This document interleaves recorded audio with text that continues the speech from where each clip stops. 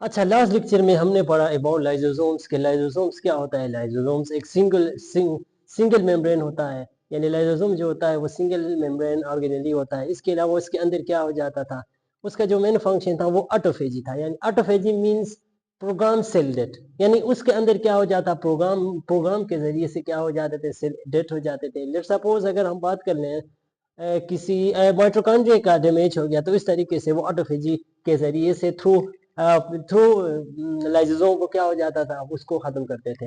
इसके अलावा जो हमारे पास लाइसोसोम्स के और भी बहुत सारे फंक्शन थे, यानी लाइक हमारे पास जितने भी पैथोजेंस वगैरह आते थे तो उसको वो क्या कर लेते हैं, यानी वो वैक्यूल को। अब अगर वो प्रोकैरियोट की बात करें तो प्रोकैरियोट में क्या होता है, लाइसोसोम से food vacuole as act as food vacuole. अब फूड वैक्यूल और लाइसोसोम्स क्या हो जाते हैं, आपस में एक्ट करके जो जो जितने भी फूड होते हैं, फूड मटेरियल जो प्रोकैरियोटिक होते हैं उसके अंदर, उसको क्या कर लेते हैं, डाइजेस्ट कर लेते हैं। वो सिम्बियोटिकली वो दोनों कंबाइन होकर फिर वो क्या कर लेते हैं, डाइजेशन में मदद देते हैं। अच्छा, so today we will discuss about, अब हम पढ़ेंगे अबाउट माइटोकॉन्ड्रिया। अच्छा, सो सबसे पहला जो हमारा पॉइंट है माइटोकॉन्ड्रिया को, who discovered mitochondria and when, कब और किसने माइटोकॉन्ड्रिया डिस्कवर किया था। तो सबसे पहले सर अल्बर्ट वन कॉलिकर ने 1857 यानी 1857 में उन्होंने क्या किया था, 1857 की जंग आजादी जब चल रहा था उस टाइम उसने क्या किया था, सर अल्बर्ट वन कॉलिकर ने क्या किया था, जो वो माइटोकॉन्ड्रिया के ऊपर क्या कर रहे थे, वो उसके ऊपर स्टडी कर रहे थे और उसको डिस्कवर किया था। अच्छा, the second one we have double membrane. अब ये जो हमारे पास माइटोकॉन्ड्रिया होता है ये क्या होता है, एक डबल मेम्ब्रेन होता है। अब हम डबल मेम्ब्रेन, इससे पहले कौन सा वाला हमारे पास डबल मेम्ब्रेन था, हमने पढ़ा आगे, इससे पहले हमने पढ़ा सेल मेम्ब्रेन के बारे में। सेल मेम्ब्रेन क्या था, एक डबल मेम्ब्रेन होता था। अच्छा, अब जो डबल मेम्ब्रेन की बात कर ले तो डबल मेम्ब्रेन में the outer membrane is smooth. अब जो हमारे पास आउटर मेम्ब्रेन है ये क्या होगा, स्मूथ होगा, while the inner membrane forms finger like projection called crista। अब ये जो हमारे पास आउटर मेम्ब्रेन है ये क्या है, स्मूथ है। अब ये हमें नजर आ रहा है ये क्या है, स्मूथ है। अब जो इनर मेम्ब्रेन है वो इनर मेम्ब्रेन क्या होगा, फिंगर लाइक प्रोजेक्शन बनाएगा, जो इनसाइड इनर मेम्ब्रेन होगा। अब जो फिंगर लाइक प्रोजेक्शन होता है उसको हम नाम देते हैं क्रिस्टा। इसको क्या नाम देते हैं, क्रिस्टा।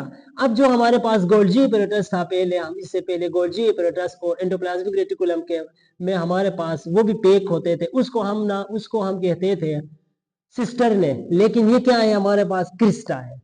क्रिस्टा किसके की कहाँ पे होता है, माइटोकॉन्ड्रिया के अंदर होता है। इससे इसके कंफ्यूज नहीं होना कि क्रिस्टे क्या होता है। क्रिस्टे माइटोकॉन्ड्रिया के अंदर होता है, इनर मेम्ब्रेन फोल्डिंग की वजह से फिंगर लाइक प्रोजेक्शन होता है जिसको हम क्रिस्टे का नाम देते हैं। लेकिन जून से हमारे पास एंडोप्लाज्मिक रेटिकुलम और गोल्जी एपैरेटस था, उसके अंदर जो था उनको हमने नाम दिया था सिस्टर ने। अच्छा, the next we fluid inside mitochondria is called matrix. अब इसके अंदर क्या होता है, फ्लूइड होता है। माइटोकॉन्ड्रिया के अंदर क्या होता है, फ्लूइड होता है। मेम्ब्रेन के अंदर फ्लूइड होता है। इस फ्लूइड को हम क्या नाम देते हैं, इस फ्लूइड को हम नाम देते हैं मैट्रिक्स का नाम देते हैं। अच्छा, अब इसके अलावा देख लें तो अब इस माइटोकॉन्ड्रिया के अंदर क्या होगा, डीएनए प्लस राइबोसोम्स। अगर यहाँ पे बात कर लें तो ये हमारे पास है राइबोसोम्स। ये क्या है, माइटोकॉन्ड्रिया के अंदर इसका अपना क्या होगा, इसका अपना राइबोसोम्स होगा। राइबोसोम्स होगा तो क्या होगा, प्रोटीन सिंथेसिस होगा। ये अपना प्रोटीन सिंथेसिस खुद करेगा और इसके अलावा इसके अंदर इसका अपना क्या होगा, डीएनए होगा।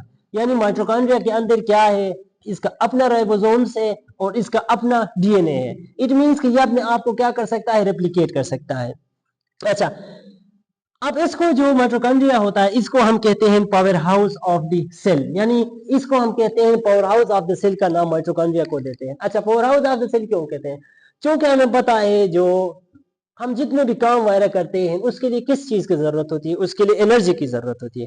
अब ये जो एनर्जी आता है हमारे बॉडी में, एनर्जी कहाँ से आता है, इसका प्रोडक्शन कहाँ पे होता है। तो एनर्जी जो प्रोडक्शन हमारे पास होता है वो सेल के अंदर होता है। सेल के अंदर कहाँ पे होता है, माइटोकॉन्ड्रिया के अंदर होता है। यानी माइटोकॉन्ड्रिया के अंदर हमारे पास क्या होता है, एरोबिक रिस्पायरेशन। पीछे हमने पढ़ा एनारोबिक रिस्पायरेशन के बारे में पढ़ा, जहां पे ऑक्सीजन की जरूरत नहीं होती, तो हमारे पास वो साइटोप्लाज्म में हमने पढ़ा था, वो साइटोप्लाज्म के अंदर एनारोबिक रिस्पायरेशन होता है।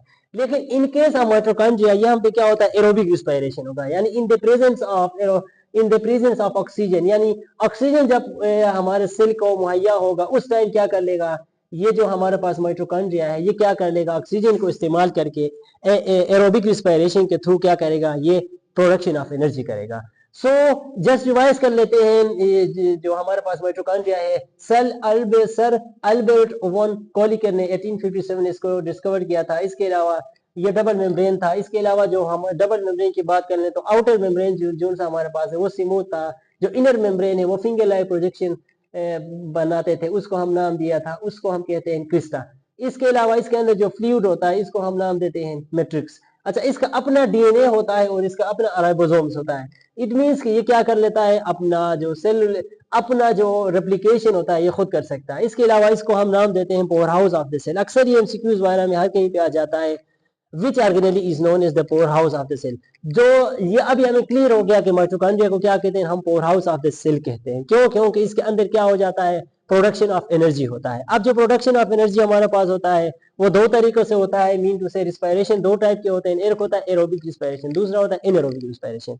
अब एरोबिक रिस्पायरेशन में क्या होता है, in the presence of oxygen, यानी जब ऑक्सीजन सेल के लिए प्रेजेंट हो तो उस टाइम क्या होगा, एरोबिक रिस्पायरेशन होगा। एरोबिक रिस्पायरेशन के नतीजे में क्या होगा, हमारे पास एटीपी सिंथेसिस होगा, यानी रिस्पायरेशन के रिजल्ट में क्या होगा, तो हमारे पास एटीपी एडिनोसिन ट्राइफॉस्फेट क्या होगा, द प्रोडक्शन ऑफ एटीपी होगा। इसके अलावा एनारोबिक रिस्पायरेशन भी अकर होता था। एनारोबिक रिस्पायरेशन कहाँ पे होता है, वो साइटोप्लाज्म के अंदर होता है। साइटोप्लाज्म के अंदर जब ऑक्सीजन की कमी होती है उस टाइम क्या होगा, एनारोबिक रिस्पायरेशन होगा। इसके अलावा जो प्रोकैरियोटिक ऑर्गेनिजम्स होते हैं वहां पे भी क्या होता है, उसके अंदर भी हमारे पास एनारोबिक रिस्पायरेशन होता है, जहाँ पे क्या हो जाता है, यानी ग्लूकोज क्या हो जाता है, ग्लाइकोलाइसिस होता है, जिसकी वजह से क्या होता है, प्रोडक्शन ऑफ एनर्जी होता है। लेकिन एनारोबिक रिस्पायरेशन में जो एनर्जी होता है वो क्या होता है, बहुत कम होता है। अब एनारोबिक रिस्पायरेशन के भी डिफरेंट टाइप्स है, उसको आगे जाके इंशाल्लाह डिस्कस करेंगे। तो अभी तक जो हमने पढ़ा ये आई थिंक सो कि आपको क्लियर हो गया होगा। थैंक्स फॉर वॉचिंग एंड अल्लाह ने